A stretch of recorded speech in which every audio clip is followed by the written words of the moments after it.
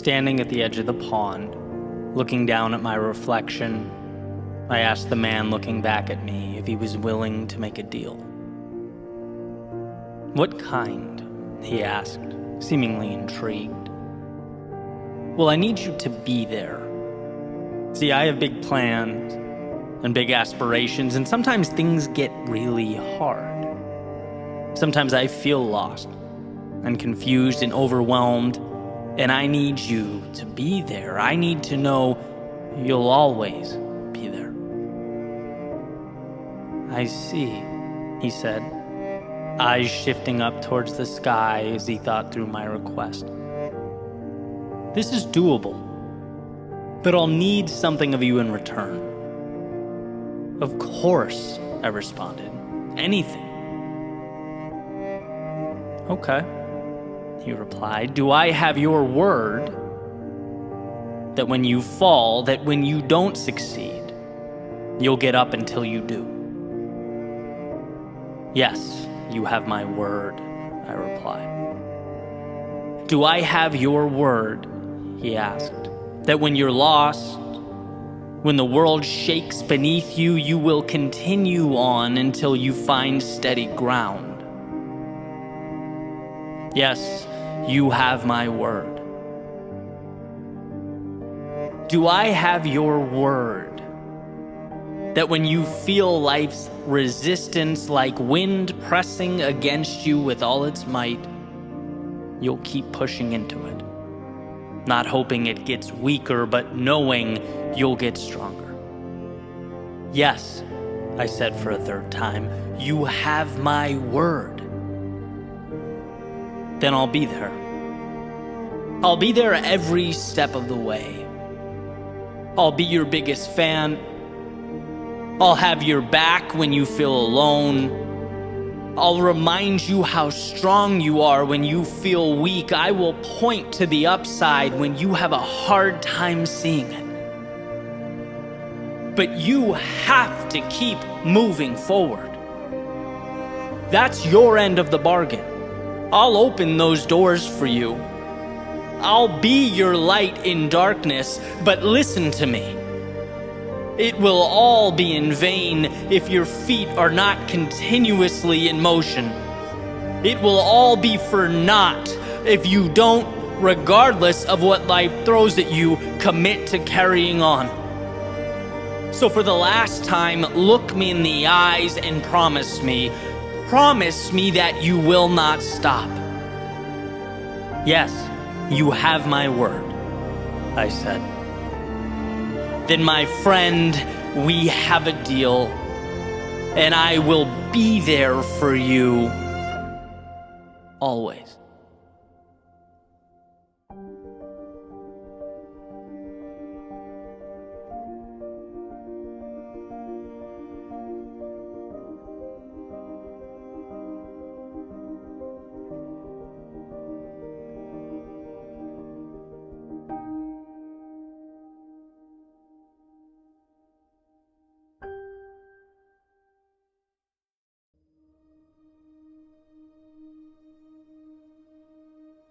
Lead yourself first. Before we can influence, before we can ever persuade or change anything externally, we have to first lead ourselves. And that means delivering on the promises we make to ourselves. It means showing up when we tell ourselves we're going to show up. It means putting ourselves in an environment conducive to growth. There's an old metaphor from Wayne Dyer about an orange, where he essentially says that it doesn't matter what you do to an orange. It doesn't matter how hard you squeeze it, or how many you have, or how you manipulate it. Grapefruit juice will never come out.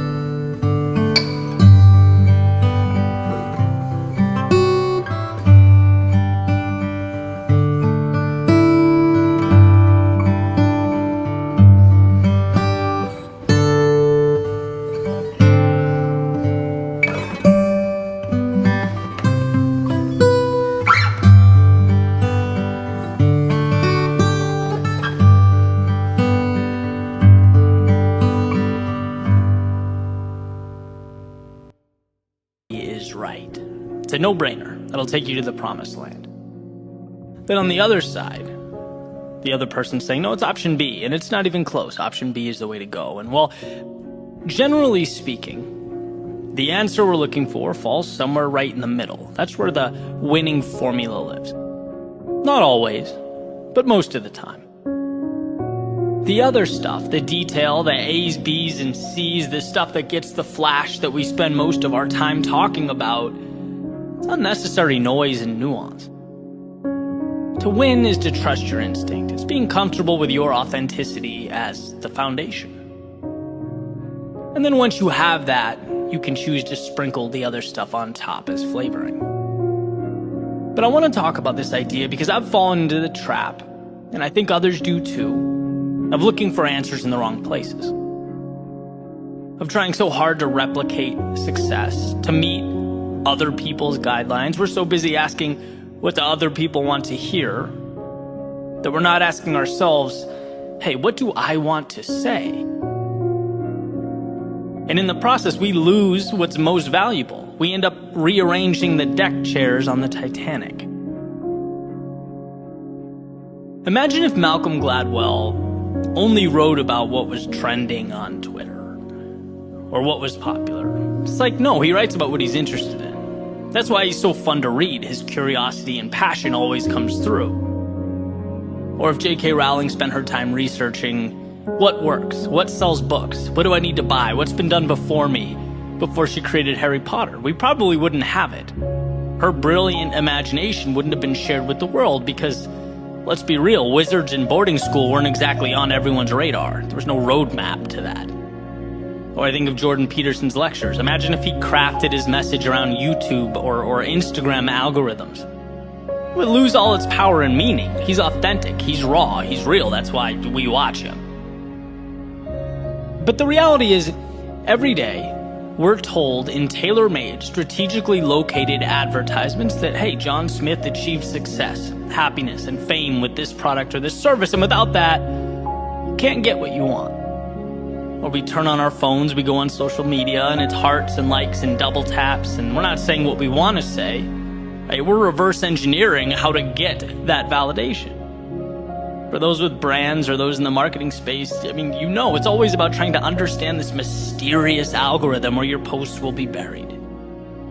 What we're being asked to do overall every day is manipulate ourselves to meet the demands of the platform or of the external criteria. And I'm not saying it's morally wrong. There's no atrocity being committed. Part of life is adapting. But what I am suggesting is there's a danger that we're not aware of. Amidst all this chaos and confusion and manipulation, we tend to lose ourselves. And when we lose ourselves, it doesn't happen all at once. It's gradual. It happens little by little, one concession at a time. We don't snap our fingers and disappear. We slowly slip away, not by what we do, by what we don't do in order to fit in. Do you know how everything in our solar system orbits around the sun? Well, what if you thought of that sun as who you are, right? When you're with your friends or family, when you're writing, saying, thinking what matters to you. Without social media, without brands and marketing and societal pressure, just simply who you are. That should always be the nucleus of your world, your North Star. That should be the measuring stick to whether you're on the right track, not the externalities that ask you to change your key so that it fits their lock. What if we re-engineered the way we look at things? What if we built a world where people expand upon who they are and what they care about, where we have the courage to say no to the latest trend or item or advice because it's just not who you are? What if you were that confident?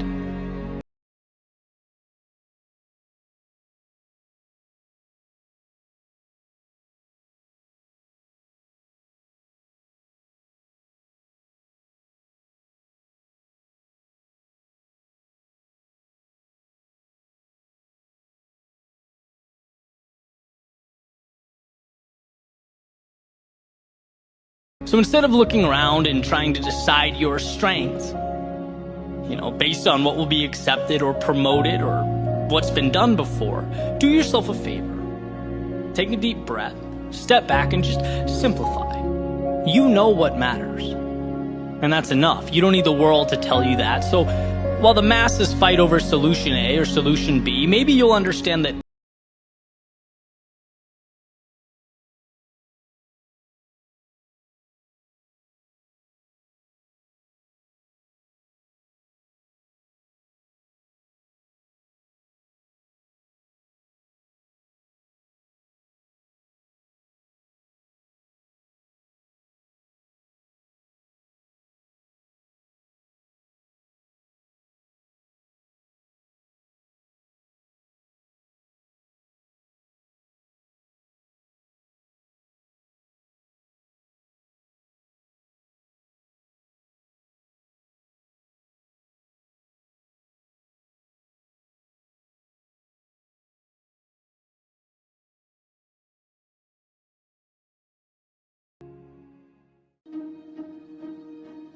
in John Maxwell's book, The 21 Irrefutable Laws of Leadership, he talks about momentum and how the saying, if you can't take the heat, then get out of the kitchen, doesn't quite get it right. Advocating that it should instead be, if you can't create the heat, then get out of the kitchen. And being that we are all leaders in our own lives, I think he hits on something that none of us should overlook. The power of momentum, of not waiting but creating. Reminding ourselves that we are not spectators, sitting in the stands and simply reacting to or complaining about the events taking place below. No, we have the ability to change the things we do not like and create the ones that don't yet exist when we know they should. Too much of the time we react to that metaphorical heat in the kitchen, as John alludes to, forgetting that we can dial it up or down. We're not only characters that have been created, we are ourselves creators. And I talk a lot about mental shifts that have changed my life, and there are plenty. But perhaps the most important was the realization that I can do something about the things I don't like. And I know that sounds simple, probably even obvious. But I look back at various stages of my life and am blown away by the amount of things I tolerated for years and years simply because I gave it no thought. There were so many questions that I never asked, so many opportunities I never explored. Until I realized, hey, you can stop accepting those things you don't want. It's amazing the power of a simple list that was created. 2 columns. Left side, all the things that bothered me, that I wasn't happy with, or that I knew should be there that had been lacking. And then on the right column, what I'm going to do about it. Every single item. Each one, what's the step I'm going to take? And I just poured my heart onto that paper, and it's like you look down and feel like you have finally moved into the driver's seat. There's something incredible about knowing that you have taken control, something satisfying knowing that you're not just accepting what falls out of the sky and lands in your hands. Especially since we seem to have this proclivity to box ourselves in. Human beings are amazing in their ability to adapt. But the danger is when we adapt to and normalize a reality that falls short of what matters to us. The danger is in forgetting that nothing happens without momentum, and momentum is self-made. One of my favorite stories is about a man walking through the circus. And he sees these enormous elephants, each with one end of a rope tied around one of their legs, and the other end of that rope connected to a chair. The man, as he's walking by, he's curious. asked one of the trainers, "Hey, isn't that dangerous? Couldn't the elephant easily break free and get away if he wanted?" And the trainer says, "No. See, we started doing this when they were baby elephants. And when they were babies, they couldn't physically break free. They weren't strong enough. And so over the years, as they grew and became bigger, stronger, it never dawned on them that by simply pulling on that rope or walking away, they could break free. These chains might as well be invisible." And that's what they were. Mental. The rope wasn't keeping the elephants to the chair. The elephants were keeping the elephants to the chair. And there's something there in that message for all of us. For some of us in this particular moment, maybe it's big picture. For others, maybe we're at a season of life where it's simply creating momentum in some type of smaller capacity. And I travel through these ups and downs personally all the time. I think that's a healthy thing. It's a sign that you're looking for that growth. You're checking the world around you for those imaginary ropes. Recently, I went through a period where I just felt too long had gone by without something significant happening. I needed to create momentum. And so I asked, well, who was I reaching out to? How was I pushing myself? What was I doing that scared me? What was I doing that was growing? How could I take things up a level? All these little levers of opportunity are all around us, but we have to know to look for them, to see them and pull. And it's truly an incredible thing. You do that, and you start to feel the movement underneath you, the momentum, the excitement, because you're trying new things, you're taking new risks, talking to new people. And that's how that snowball grows. We have to realize that we are mighty big elephants, perpetually tied to these comically small chairs.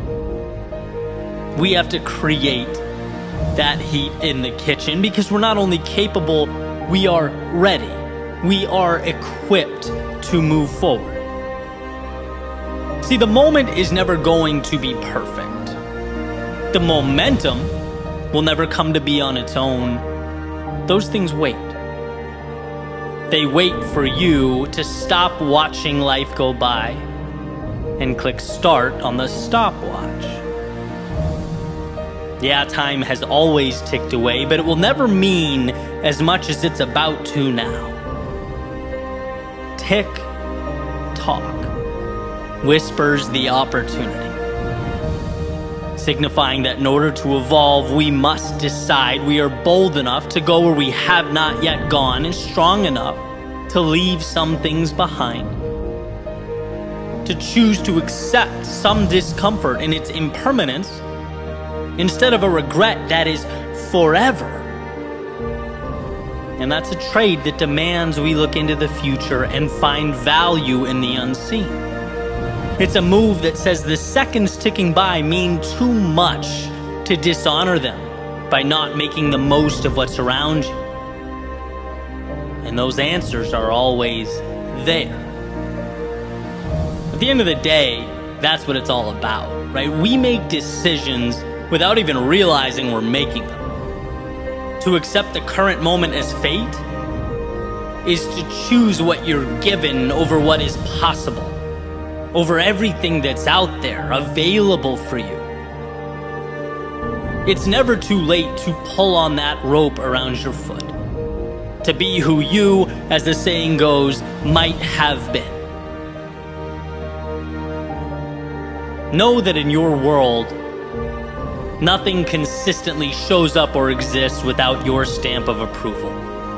That will always be true. Nothing carries on without you allowing it to do so. And that understanding will be the difference between the ground level and the exponential heights you are capable of reaching. The creation, the email, the phone call, the ride, the book, the period of time, the step out the door, any and all of life's seemingly unremarkable characteristics. Within them is your ticket to greatness. Just know that you have to be the one that winds the clock. You are the sun around which everything else revolves, the architect that makes something of value from them. There will always be momentum where you decide there should be momentum. So pick your head up, open the door, and step out into the world of potential that awaits.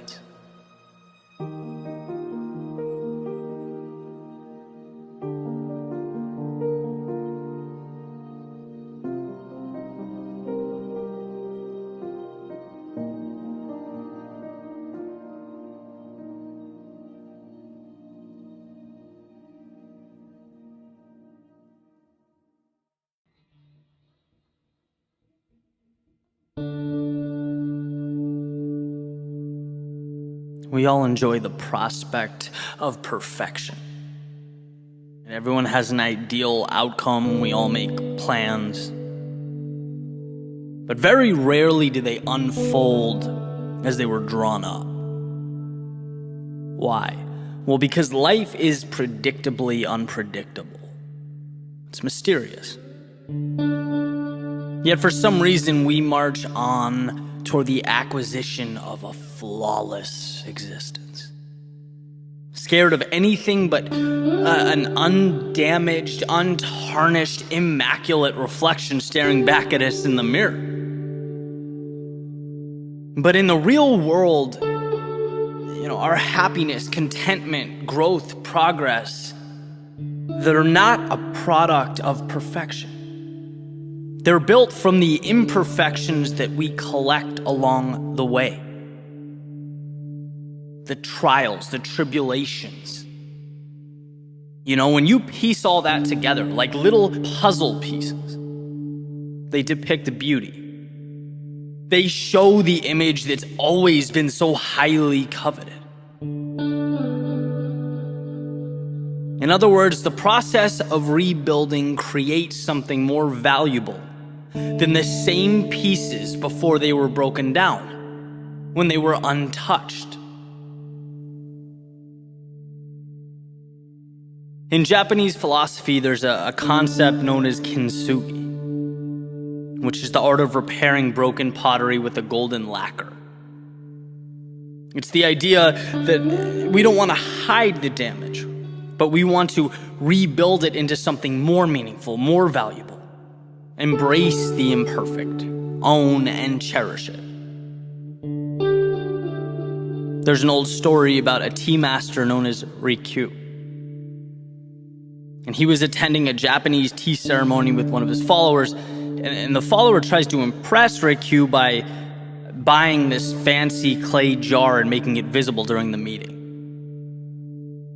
But Rikyu never, once acknowledges it. The praise never comes. So the student, obviously upset by the lack of recognition, he pushes the jar off the counter. It falls to the floor. It breaks into a bunch of pieces. And another student ultimately repairs it using kintsugi. Right? Puts the pieces back together with a gold lacquer. And next time Rikyu attends the tea ceremony as a guest of honor, he sees the jar rebuilt and says, now it's beautiful. Now it has character. He acknowledges its value. And this story reminds us about the myth of perfection. Right? Life's not about dodging and avoiding the difficulty. It's about facing it head on. Because when we come out on the other side, we transform into something that was previously unobtainable and rise to a world beyond imagination. See, we change not by running around life's obstacles, but by running directly through them. Like a muscle being repeatedly broken down and built back up, the pain, the exhausted energy is the vehicle. The micro creates the macro. The difficult becomes the exceptional.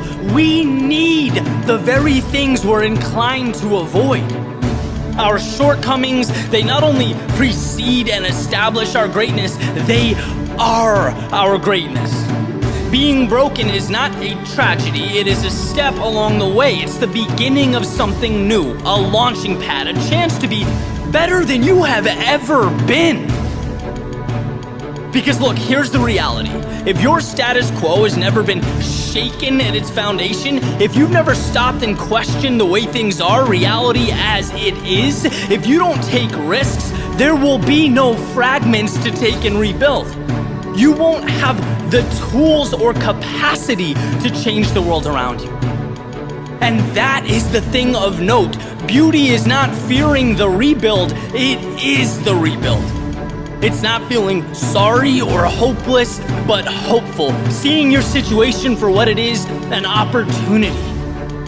It is what you need, a blank canvas, your chance to make art while redrawing creative boundaries. If perfect is the goal, why take the step? Why take the chance? Why risk messing things up? It's never been about perfect. It's about picking up the pieces and rising again.